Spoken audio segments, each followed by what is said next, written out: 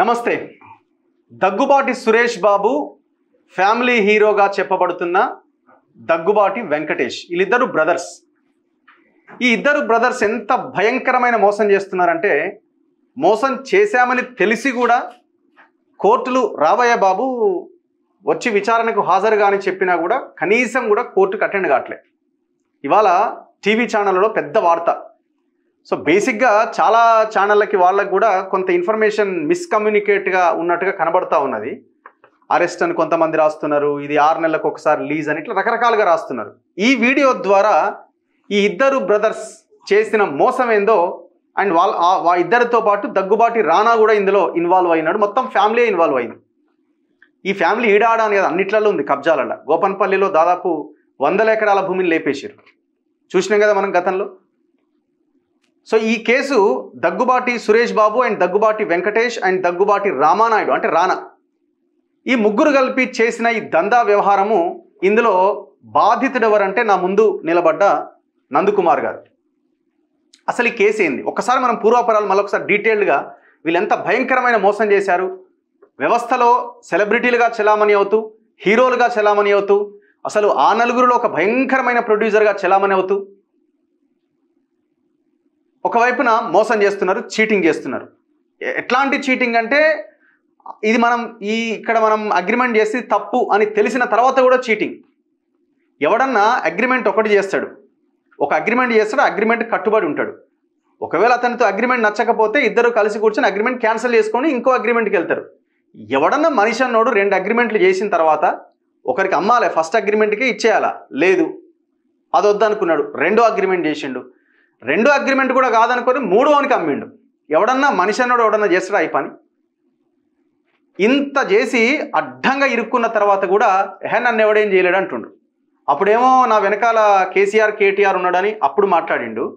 ఇప్పుడు అంటుండు నాకేం సంబంధమే, అది కేసీఆర్ కేటీఆర్ ఉన్నప్పుడు ఆయన హోటల్ని గూలగొట్టిరు, డెక్కన్ కిచెన్ అని హోటల్ నందకుమార్ది, నాకేం సంబంధం, అది కేసీఆర్ కేటీఆర్ బాధ్యత వహించాలని వాళ్ళ మీదకి నెట్టేస్తుండు. ఇప్పుడు మళ్ళీ పోయి రేవంత్ రెడ్డి దగ్గర ఇద్దరు అన్నదమ్ములు పోయి కూర్చొని అక్కడ మళ్ళా లాబింగ్ చేసే ప్రయత్నం చేస్తున్నారు. కానీ కోర్టులు ఉన్నాయి కదా, నువ్వు ఎవరి చేత లాబింగ్ చేయించినా, ఎక్కడ నువ్వు మాట్లాడుకుని ఎక్కడ ఇన్ఫ్లుయెన్స్ చేసినా, ఎంత భయంకరమైన మోసం అంటే దీని నుంచి అసలు తప్పించుకోలేడు. అయినా కూడా ఇవాళ కోర్టులో, యాక్చువల్గా ఇవాళ నాంపల్లి కోర్టులో కోర్టు కాగ్నిజెన్స్ తీసుకున్నటువంటి కేసు ఇది. కోర్టు పోలీస్ స్టేషన్కి ఎఫ్ఐఆర్ ఫైల్ చేయమని చెప్పడం ఒకటైతే, కోర్టే తీసుకున్నది, కోర్టే విచారిస్తున్నది నాంపల్లి కోర్టు ఈ కేసుని. ఆ కేసులో కోర్టుకు రమ్మని అడిగితే ఇంతవరకు అటెండ్ అయితలేడు. కానీ ఇవాళ ఏం జరిగిందంటే, కోర్టు ముందుకి పిటిషన్ వచ్చింది, కానీ కోర్టు జడ్జి లీవ్లో ఉండడంతో ఇన్ఛార్జ్ కోర్టు దగ్గరికి వెళ్ళింది. ఇన్ఛార్జ్ కోర్టు, ఎక్కడైనా ఇన్ఛార్జ్ కోర్టు ముందుకు వెళ్ళినప్పుడు ఏమవుతుందంటే నెక్స్ట్ ఇంకొక వాయిదా ఇస్తారు. సో అట్లా ఈ కేసు సెప్టెంబర్ 10వ తేదీకి వాయిదా పడ్డది. అసలు కేసు ఏందన్న చూద్దాం. వెల్కమ్ నందకుమార్ గారు. నమస్కారం. సో ఆయన హోటల్ ఇది గతంలో డెక్కన్ కిచెన్ అని, ఇది మన మోహన్ బాబు ఇంటి పక్కన, రోడ్ నెంబర్ ఎంత వస్తుంది, road number 82, road number 82 or something, film Nagar అనుకోండి. ఇక ఫిలిం నగర్కి వెళ్ళే దారిలో ఈ డెక్కన్ కిచెన్ అని ఈయన హోటల్ ఉండేది. ఈ ప్లేస్లో 1000 గజాలు సురేష్ బాబు పేరు మీద, 1200 గజాలు వెంకటేష్ దగ్గుబాటు పేరు మీద ఉన్నది. ఈయన దాన్ని లీజుకు తీసుకున్నాడు. లీజుకు తీసుకొని హోటల్ని నడిపిస్తున్నాడు. లీజుకు తీసుకున్నాడు అంటే దానికి అగ్రిమెంట్స్ ఉంటాయి, వ్యవహారం ఉంటుంది. ఆ లీజు పూర్తయ్యేంత వరకు ఇతని హ్యాండ్ ఓవర్లోనే ఉంటుంది. ఓనర్ అయినా సరే నేను ఓనర్ని ఊహించి వెళ్ళిపోవడానికి వీలు ఉండదు, ఎందుకంటే అగ్రిమెంట్ ఉంటుంది కాబట్టి. సో ఈయన ఉండంగానే, లీజ్ ఉండంగానే ఈయన అక్కడి నుంచి పంపించడానికి విశ్వ ప్రయత్నాలు చేసిరు, కోర్టుకు వెళ్ళిరు, ఇంకోటి చేసిరు. ఈయన చేత అగ్రిమెంట్ చేసుకున్నారు, నీకే అమ్మేస్తామని. ఈయన మోసం చేశారు. ఒకసారి మీతో మాట్లాడించే ముందు ఈ రకంగా హోటల్ని కూలగొట్టారు, మొత్తం డెమాలిష్ చేసేసారు. యాక్చువల్లీ ఈ డెమాలిష్ చేసినప్పుడు ఏంటంటే ఈయన ఇక్కడ లేడు.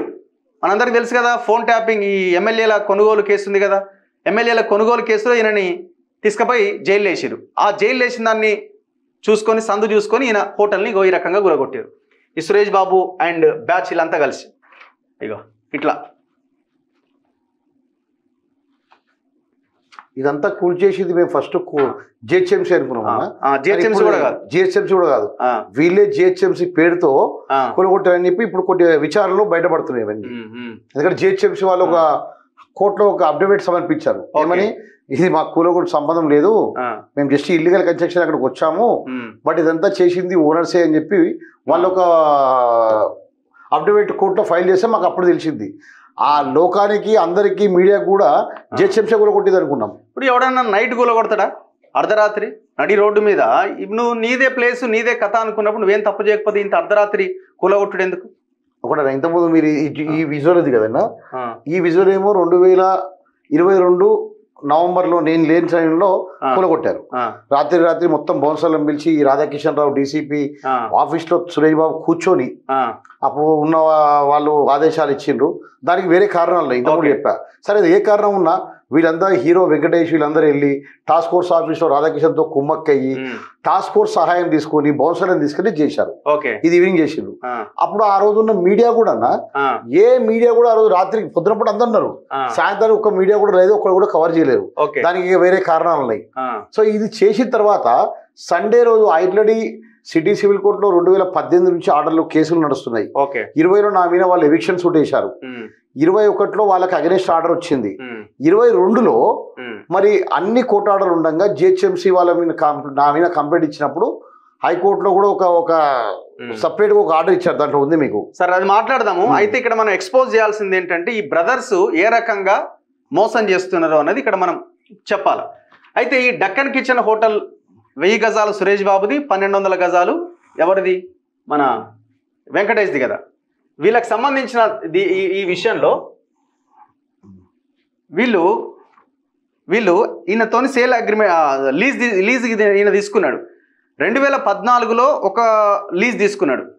2016లో లీజ్ రెన్యువల్ అయింది. ఏది? ఈ హోటల్కి సంబంధించి. అని హోటల్ నడుపుకుంటున్నాడు. 2018లో అగ్రిమెంట్ ఆఫ్ సేల్ జరిగింది. ఎవరికి? సురేష్ బాబుకి అండ్ నందకుమార్కి సంబంధించిన ఏం హోటల్ ఇది? నందకుమారే. Shri K Nandakumar son of Shankarappa, Shri D Suresh Babu son of D Ramanaidu మధ్య 31/10/2018 అంతేనా? నవంబర్ 3 సారీ నవంబర్ 3వ తేదీ 2018 రోజున ఒక అగ్రిమెంట్ జరిగింది. ఎప్పటి వరకు ఇది ఎప్పటి వరకు అగ్రిమెంట్ జరిగింది? యాక్చువల్గా అంటే 3 నెలల లోపల నేను కొనుక్కోవాలని చెప్పి అగ్రిమెంట్ జరిగింది. ఓకే. సో దాని తర్వాత నెక్స్ట్ ఇంకొక అగ్రిమెంట్. ఇది ఎవరిది?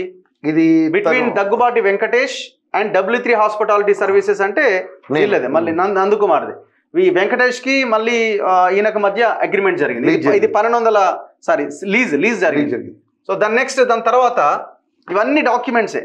అగ్రిమెంట్ ఆఫ్ సేల్ జరిగింది ఎప్పుడు? ఇది 29th డే ఆఫ్ నవంబర్ 2018లో సెకండ్ అగ్రిమెంట్. ఇది సెకండ్ అగ్రిమెంట్. ఇది సారీ ఈయనతో ఒకసారి ఆల్రెడీ అగ్రిమెంట్ చేసుకున్న తర్వాత ఆ అగ్రిమెంట్ కట్టుబడి ఉండాలి. కట్టుబడి లేకుండా ఏం చేశారంటే ఇంకొక థర్డ్ పర్సన్కి ఇంకొక అగ్రిమెంట్ చేశారు. 29th నవంబర్ 2018 ఇంకొక అగ్రిమెంట్ చేశారు. ఇట్లా చేయడానికి వీల్లేదు కదా. ఇప్పుడు నా భూమి నేనేమన్నా చేసుకుంటా అంటే కుదరదు. అక్కడ నువ్వు ఒకరికి అగ్రిమెంట్ చేసినావు అంటే అగ్రిమెంట్ కట్టుబడాలి. లేదంటే ఇద్దరు కలిసి కూర్చొని అగ్రిమెంట్ని క్యాన్సిల్ చేసుకొని చింపి పడేసిన తర్వాత సెకండ్ అగ్రిమెంట్ చేసుకోవాలా. నీకు రైట్ ఎక్కడిది? సెకండ్ అగ్రిమెంట్ చేసిండు. ఇది సెకండ్ అగ్రిమెంట్ కి సంబంధించిన శ్రీ ఏ వినయ్ కుమార్ రెడ్డి, ఏ రామరెడ్డి వీళ్ళందరూ ఈ అగ్రిమెంట్ చేసుకున్న దాంట్లో ఉన్నారనమాట. ఎవరితో? సురేష్ బాబు. ఇది ఇల్లీగల్ అగ్రిమెంట్. దెన్ నెక్స్ట్ ఇది అయిపోయిందా? 2 అగ్రిమెంట్లు అయిపోయినాయి. నందకుమార్తో ఒక అగ్రిమెంట్ అయిపోయింది, రామానాయుడు వినయ్ కుమార్ రెడ్డితో ఒక అగ్రిమెంట్ అయిపోయింది. దెన్ నెక్స్ట్ ఇంకొక సేల్ డీడ్ చేసిండు. ఇంక ఇష్టమేగా, ఇది నీ భూమి నాది, నేనేమన్నా చేసుకుంటా. ఎవరు చేసిండు ఇది? ఇద్దరు, ఈయన సురేష్ బాబు వెంకటేష్ ఇద్దరు కలిసి ఎవరికి అమ్మారు ఇది? సురేష్ బాబు అమ్మాడు. ఈ Suresh Babu, D Suresh Babu son of D Ramanaidu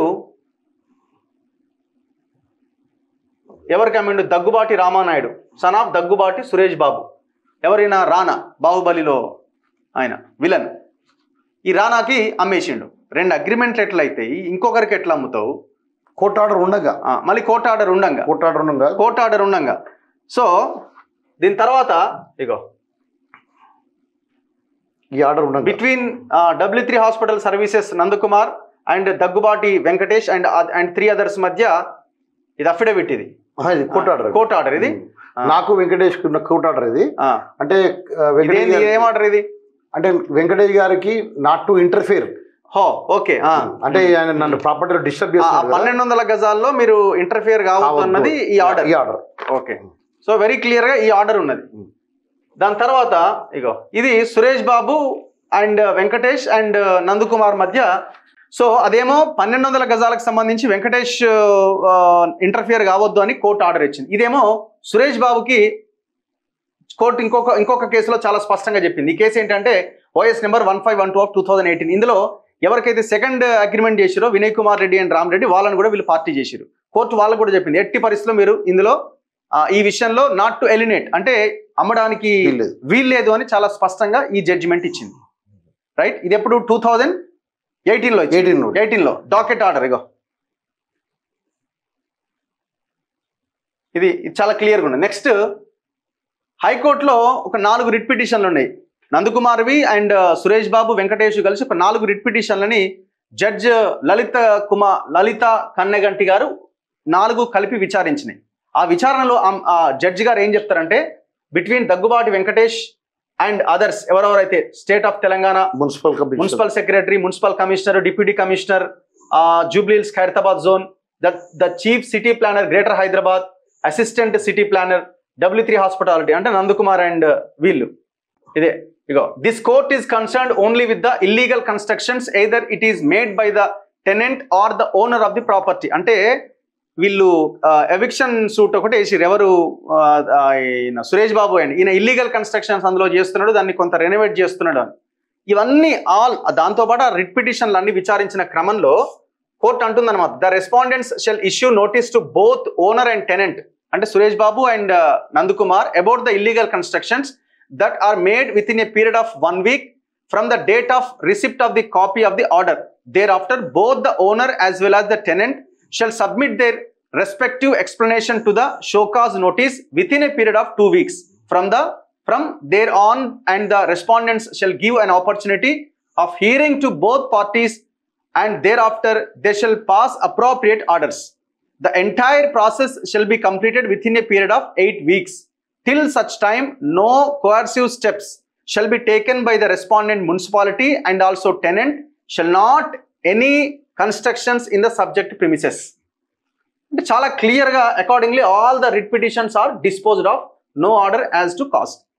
అంటే చాలా క్లియర్గా ఏం చెప్తుంది, ఎవరు కూడా అందులో ఇంటర్ఫియర్ కావడానికి ఎలాంటి కన్స్ట్రక్షన్ చేయడానికి ఇంక్లూడింగ్ టెనెంట్తో సహా ఎవరు చేయడానికి వీల్లేదన్నది చాలా క్లియర్గా చెప్తున్నారు. ఈ ఆర్డర్ ఎప్పుడు వచ్చిందండి? ఈ ఆర్డర్ 11th November 2022 అంతేనా? 11 November 2022. 11 November 2022 నాడు ఈ ఆర్డర్ ఇస్తే 13th November 2022 నాడు సండే రోజు కూల్చవతల పడేసారు. చూడండి ఎంత భయంకరమైన స్టెప్ ఇది. ఎందుకు ఆనాడు ఈయన జైల్లో వేసిరేనని ఈ ఎమ్మెల్యేల పౌచింగ్ కేసులో ఇక లేడు ఎట్లాగో అని కూల్చిపడేసారు. ఆల్రెడీ ఆర్డర్ ఉండంగా, కూల్చొద్దు అని ఆర్డర్ ఉండంగా టాస్క్ ఫోర్స్ రాధాకిషన్ రావు తీసుకొచ్చి అక్కడ మా ఉన్న మిగతా పార్ట్నర్స్ అందరిని అరెస్ట్ చేసి నా మీద అక్రమైన కేసులు పెట్టించి కూల్చేసింది. సాయంత్రానికి బోన్సర్ని తీసుకొచ్చి కూల్చేసింది. ఈ విధంగా కూల్చింది. ఓకే, సో ఇప్పుడు ఈ విధంగా కూల్చిన తర్వాత నేను మరలా రావడం జరిగింది. వచ్చిన తర్వాత నేను అప్పుడు కోర్టులో కంటెంప్ట్ వేసా వీళ్ళ మీద. కంటెంప్ట్ వేస్తే అక్కడ హైకోర్టు ఏం చెప్పిందంటే ఇక్కడ అసలు పోలీసు వాళ్ళు ఎందుకు వచ్చారు, జిహెచ్ఎంసీ వాళ్ళు అందరినీ కంటెంప్ట్ లో తీసుకుని ఓనర్స్ కూడా కంటెంప్ట్ లో ఇన్ఫిట్ చేసింది. ఆ కేసు హైకోర్టులో పెండింగ్ ఉంది, లోయర్ కోర్టులో అన్ని కేసులు పెండింగ్ ఉన్నాయి. అన్ని ఉండంగా 2000 కంటెంప్ట్ కూడా పెండింగ్ ఉంది. అన్ని ఉన్న తర్వాత ఈ విధంగా వేసి పెట్టారు. అంటే నేను వచ్చి మరలా వ్యాపారం చేసుకోవద్దనే ఉద్దేశంతో మొత్తం ఈ విధంగా వేసి పెట్టారు. ఈ విధంగా వేసి పెట్టినప్పుడు నేను కోర్టుకు వెళ్ళి మళ్ళీ నేను పర్మిషన్ తీసుకుంటున్నా, ఇట్లా చేశారండి నేను లేనప్పుడు అని చెప్తే కోర్టు నాకు ఎక్కడ పర్మిషన్ ఇస్తుంది అని చెప్పి మళ్ళీ దీనిలో ఏం చేశారంటే ఈ స్ట్రక్చర్ ని మొత్తము రాత్రికి రాత్రి డిస్మెంటల్ చేసేసి. అండ్ ఇంకొకటి ఇందులో ఉన్న సామాన్ ఏమైంది మీ దగ్గర తీసుకుపోయారా? ఇట్లేదండి, మొత్తం 2022 నవంబర్ అదే డిస్మెంటల్ చేసిన రోజు ఈ విధంగా షేప్ చేశారు. ఇప్పుడు చేశారు కదా, అక్కడ 25 కోట్ల రూపాయల సామాగ్రి ఉండే రాత్రి అని నా ఫ్రిడ్జ్లు, ఏసీలు, టీవీలు మొత్తం హోటల్ సంబంధించిన క్రాకరీ, కట్లరీ మొత్తం ఉండే. మేము ఇప్పుడు ఈ రోజు ఉన్న కోర్టు నాంపల్లి కోర్టులో చేసిన అప్లికేషన్ అదండి. మేము కోర్టుకి ఏం చెప్పినామంటే నేను లేనప్పుడు ఈ విధంగా అక్రమంగా డే రాబరీ చేసి దొంగతనం చేశారు, మొత్తం నా సామాన్ అంతా తీసుకెళ్లారు 20 లారీలతో. సో ఇవాళ దగ్గుబాటి సురేష్ బాబు అండ్ వెంకటేష్ హాజరవ్వాల్సిన ఇదే కేసు హాజరు కావాల్సిండే. హాజరు కావాల్సి ఉన్న దాంట్లో కూడా హాజరు కాకుండా ఒక 1.5 year నుంచి కాలయాపన చేస్తున్నారు. ఆల్రెడీ కోర్టు వేసినప్పుడు కోర్టులో మేము అప్పుడు పోలీసు వాళ్ళు అక్కడ ఉన్న గవర్నమెంట్ లో పోలీసు వాళ్ళతో న్యాయం జరగదని చెప్పి కోర్టునే కాగ్నియం తీసుకున్నారు. సో కోర్టు విచారిస్తుంది. ఓకే, కోర్టులో ఆల్రెడీ కాగ్నియం తీసుకుని తెలిసిన తర్వాత కూడా కోర్టులో తెలిసిన తర్వాత కూడా మళ్ళీ రాత్రి పూట వచ్చి మొత్తం ఉన్న నేను అక్కడే ఉంటానండి. మరి నేను నైట్ ఇంటికి వెళ్తా కదా, మా రోజు వాచ్మెన్ రాకపోయేసరికి మొత్తం రాత్రి డిస్పెటల్ చేసేసి ఉన్న బిల్డింగ్ డిస్పెటల్ చేసేసి అప్పుడు వెళ్ళి నేను మరలా ఇంకొక కంప్లైంట్ చేయడం జరిగింది, ఫిల్మ్ నగర్ PS లో కంప్లైంట్ జరిగింది. దానికి సంబంధించి కాగ్నియన్స్ కోర్టుకు తీసుకోవడం కాకుండా ఇంకొక అది వేరే కాగ్నియన్స్ ఏమో నా వస్తువులు మొత్తం దొంగతనం అయ్యాయి, ఇల్లీగల్ పొజిషన్ తీసుకున్నా అని చెప్పి ఇచ్చాను. ఇంకొకటి ఏంటంటే మొన్న మరలా మొత్తం హోటల్ డిస్పెంటల్ చేశారు, నేను ఉండగానే అక్కడే అని చెప్పి అది పోలీస్ స్టేషన్ లో ఇచ్చారండి. పోలీస్ స్టేషన్ లో ఒక 1 year వరకు చేయలేదు. కమిషనర్ గారిని DGP గారిని అందరికి కలవడం అసలు కంప్లైంట్ రిజిస్టర్ చేయలేదు. మళ్ళీ నేను 2025లో జనవరిలో మళ్ళా కోర్టుకి ఇదే విషయం చెప్తే అప్పుడు కోర్టు సీరియస్ అయ్యి పోలీసుకు డైరెక్షన్ ఇచ్చింది, ఏమని ఈ కేసు రిజిస్టర్ చేయండి అని చెప్పి.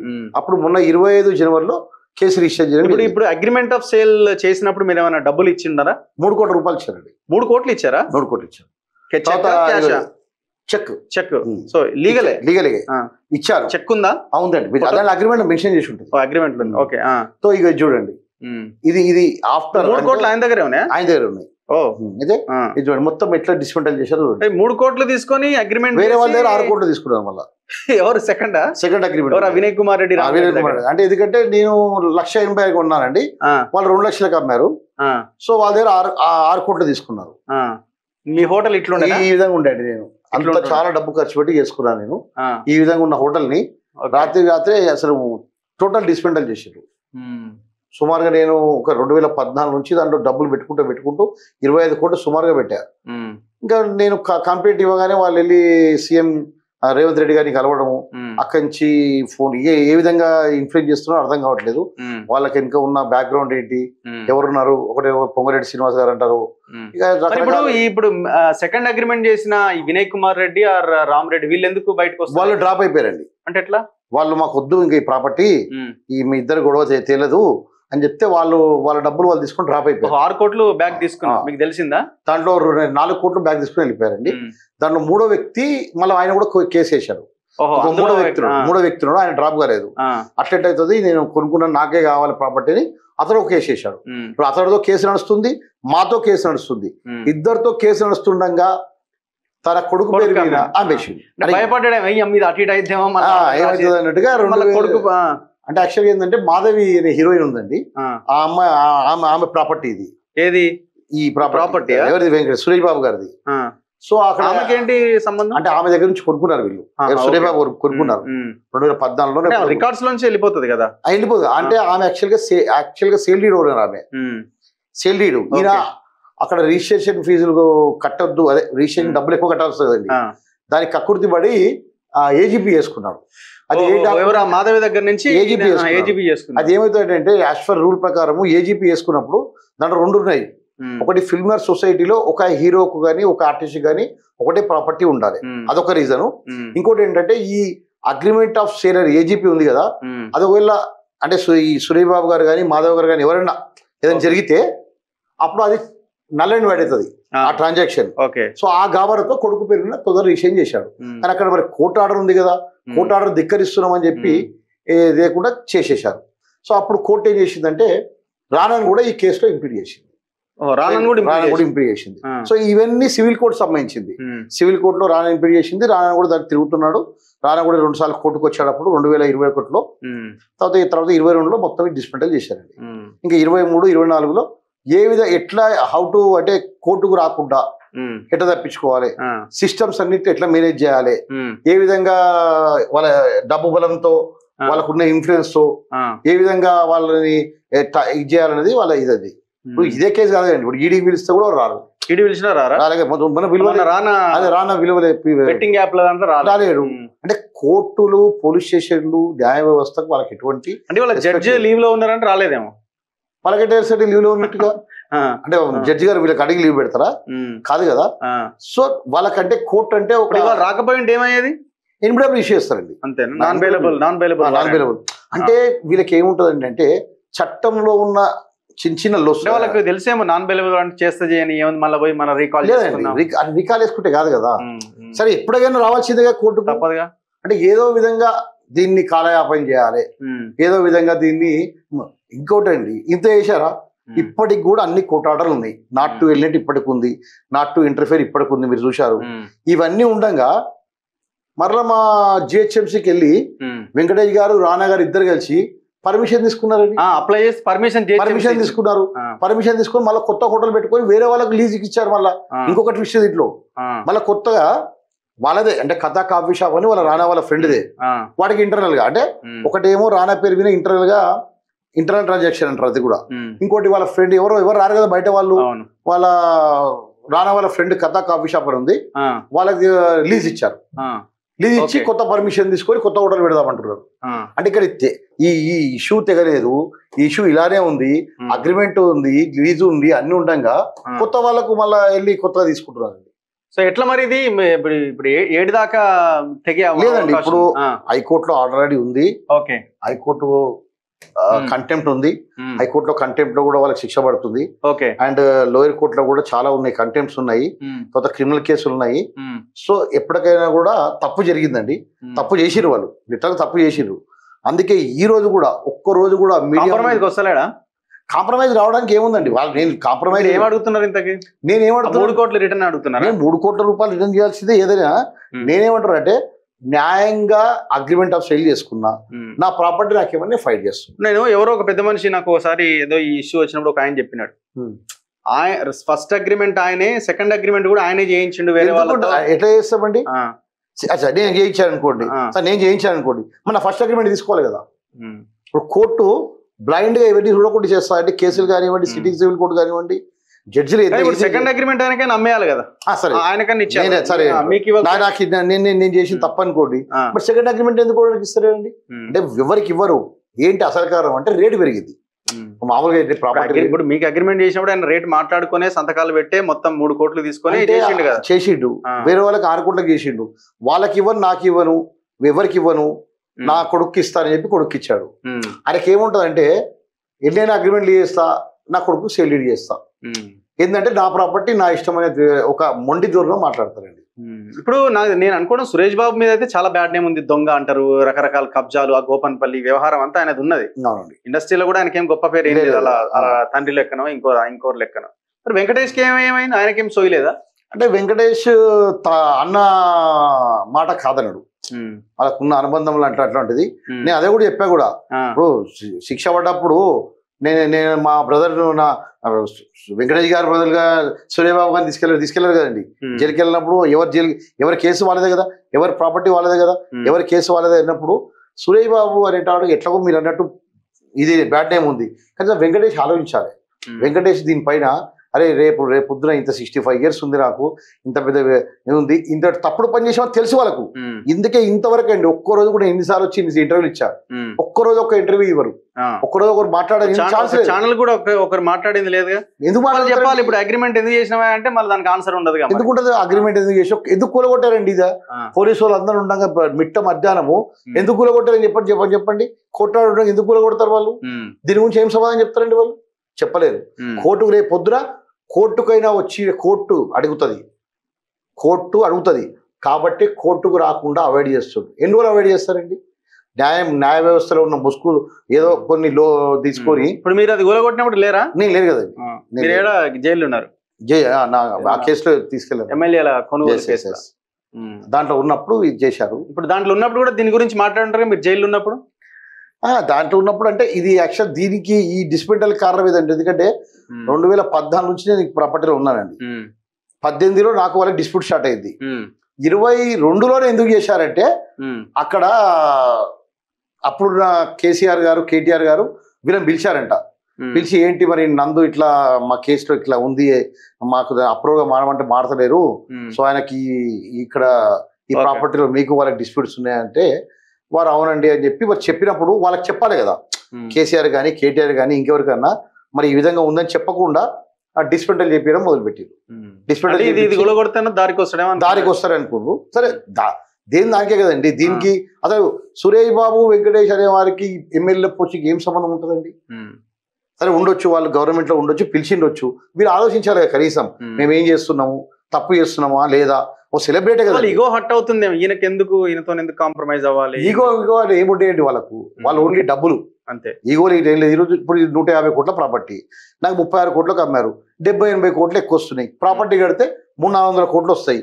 నందుకు ఎందుకు ఇవ్వాలి? కడితే ఇక్కడ 100 కోట్లు ఇంకా ఎక్కువ వస్తుంది. మొత్తం కడితే 1000 కోట్ల వరకు వస్తుంది. సో ఈ 1000 కోట్ల హాఫ్ ఎకర్, సో ఈ 1000 కోట్ల స్కెచ్ లో ఎందుకు ఇవ్వాలి నందుకు అనే ఒక పిచ్చి ఆలోచనతో ఉన్నారు. ప్రాపర్టీలు మనం కూడా కొంటామండి, కొంత రేట్ పెడితే తగ్గుతుంది. సో వాళ్ళకి అమ్మిన తర్వాత ఇంకేముంటుంది చెప్పండి. ఈ విధంగా అక్రమంగా డిస్పెండల్ చేయించేసి అక్రమంగా తీసుకున్నారు. అది ఏ రోజైనా వాళ్ళకి భూమే కావాలన్నా, భూమే కావాలి మనం అంతే. ఎందుకంటే మన రైట్స్ కదండి. అగ్రిమెంట్ ప్రకారం మీరు మిగతా డబ్బు చెల్లించి నేను తీసుకుంటా సరే. కానీ భూమి ఇవ్వంటే భూమి వేరు. మాకు ఇంత నష్టం జరిగింది, నష్టపరిహారం ఇవ్వంటే నష్టపరిహారం ఇయ్యరు. మేము నష్టపరిహారం ఇవ్వము, భూమి ఇవ్వము. మాకు అన్ని విధాలుగా ఇన్ఫ్లుయెన్స్ ఉంది, పొలిటికల్ ఇన్ఫ్లుయెన్స్ ఉంది. మాకు అన్ని విధాలుగా ఏ వ్యవస్థనైనా మేము మేనేజ్ చేయగలుగుతామనే ఒక అహంకారంలో ఉన్నారు. పెద్ద పెద్ద వాళ్ళే పోయారండి వీళ్ళంతా. అంతేనా? అందరూ అమ్ముడు పోతారండి, అందరూ అమ్ముడు పోయేది దొరుకుతారు వాళ్ళకు. మేము ఏదైనా మేనేజ్ చేయగలుగుతాము అనే ఒక గట్టి పిచ్చి నమ్మకంతో ఉన్నారు. ఓకే, ఇది అసలు కేసు యాక్చువల్గా. సో ఈ రకంగా 2 అగ్రిమెంట్లు చేసి కొడుకు అమ్ముకున్నారు. దాంట్లో ఆ ట్యాక్స్లు ఎగ్గొట్టడానికి ఇంకొకరి పేరు మీద ఉన్నదాన్ని ఏజీపీఏ చేసుకొని ఇట్లా రకరకాలుగా ఇలా మొత్తం భూముల దందానే ఉంటుంది. కానీ ఇక్కడ పాయింట్ ఏంటంటే హీరో వెంకటేష్ అన్న ట్రాప్లో పడి అన్న కబంధ హస్తాల్లో ఉండి తను కూడా ఇరికిపోతున్నాడు. మరి ఇది గుర్తించి మీరు బయటకు వస్తే మీరేమన్నా బతకగలుగుతారో, లేకపోతే బతకడం మీన్స్ మీరేమైనా ఊపిరి పీల్చుకోగలుగుతారు ఈ కేసుల నుంచి, లేకపోతే ఖతమైపోతారు. దశాబ్దాలుగా హీరోయిజం లేకపోతే ఇండస్ట్రీలో ఉన్న మీరు కోట్ల రూపాయలు సంపాదించి ఈ భూమి కోసం మీరు మందిని మోసం చేసుడేంది? ఇది ఒకటే మోసం కాదు, ఇలాది బ్రదర్స్ది ఇక్కడే మోసం కాదు. ఈ ఫ్యామిలీ అంతా గోపనపల్లిలో పేద ప్రజలను మోసం చేసింది. అగ్రికల్చర్ లేఅవుట్ అయిన దాన్ని మళ్ళీ అగ్రికల్చర్ కింద మార్చి భూములు కొట్టేసారు. మొత్తం బ్లూ షీట్లు నాటిరు దొంగలంతా కలిసి. సో ఏ నాటికైనా ఈ కేసు తీవ్రతని బట్టి మనం ఆలోచిస్తే ఎప్పటికైనా మీరు దిగిరాక తప్పదు. మీరు ఇది ఆయనతో కాంప్రమైజ్ అవుతారా, ఏం చేస్తారో మాకు తెలియదు. కానీ అల్టిమేట్గా ఆయనతో కాంప్రమైజ్ అవ్వడమా, లేకపోతే ఆయనని బుజ్జగించడమా, లేకపోతే ఆయనకి ల్యాండ్ ఇవ్వడమా, ఏదో ఒకటి చేసి మీరు ఈ కేసుల నుంచి బయటపడగలుగుతారు తప్ప అంతకుమించి ఏమీ చేయడానికి అవకాశం లేదు. ఎందుకంటే అంత లీగల్ డాక్యుమెంట్స్ ఉన్నాయి. చూద్దాం మరి ఏం చేస్తారనేది. Thank you very much Nandakumar గారు. చూస్తూనే ఉండండి మన తొలి వెలుగు.